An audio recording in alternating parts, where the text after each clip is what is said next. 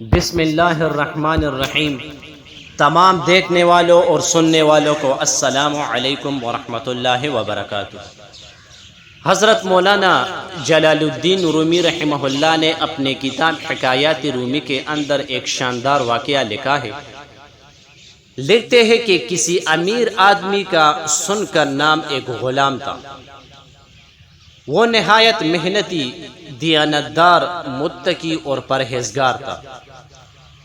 وہ اپنے ایمان اور خدا کی محبت میں جتنا پختہ تھا، اس کا آقا اتنا ہی کمزور ایمان اور نافرمان تھا۔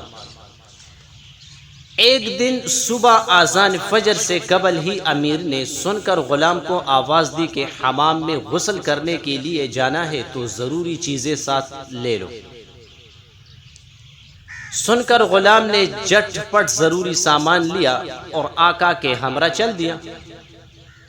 حمام کے نزدیک ہی ایک مسجد میں اذان فجر ہوئی۔ سن کر غلام نماز کا بہت پابند تھا۔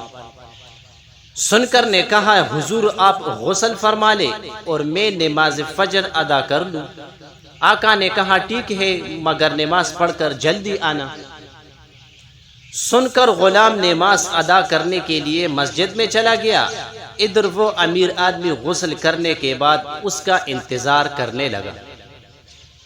نماز ادا کرنے کے بعد سارے نمازی آہستہ آہستہ مسجد سے چلے گئے اور آخر میں امام صاحب بھی مسجد سے نکل کر چلے گئے۔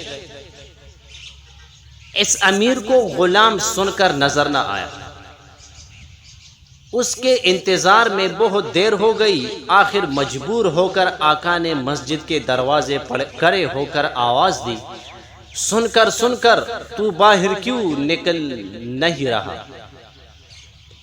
سن کر نے جواب دیا، ذرا رکیے، میں ابھی آیا۔ سن کر غلام کو اس وقت اللہ تعالیٰ کا خاص قرب عطا ہو رہا تھا۔ وہ اللہ تعالیٰ کے حضور مناجات میں مصروف تھا۔ آخر امیر نے تنگ آ کر کہا، ارے سن کر، ساری نمازیں اور امام مسجد اپنے ٹھکانوں کو جا چکے ہیں، اب تو اکیلا مسجد میں کیا کر رہا ہے؟ وہ کون ہے جو تمہیں باہر نہیں آنے دے رہا؟ کس نے تجھے مسجد میں روک رکھا ہے؟ سن کر غلام نے جواب دیا، جس نے آپ کو مسجد کے باہر روک رکھا ہے، اسی ذات نے مجھے مسجد کے اندر روک رکھا ہے۔ جو آپ کو مسجد کے اندر نہیں آنے دے رہا، وہی مجھ کو مسجد سے باہر نہیں جانے دے رہا۔ اگر آزادی اور دل کی زندگی چاہتا ہے تو بندگی کر، اگر تو خدا کا فضل چاہتا ہے تو تکبر چھوڑ دے، رضائے الہی میں فنا ہو جا تاکہ تجھے دائمی زندگی نصیب ہو۔ مومن کو مسجد میں سکون نصیب ہوتا ہے۔ خلاصہ، اس واقعے کا خلاصہ یہ ہے کہ تمام کام اللہ تعالیٰ کی توفیق سے انجام پاتے ہیں۔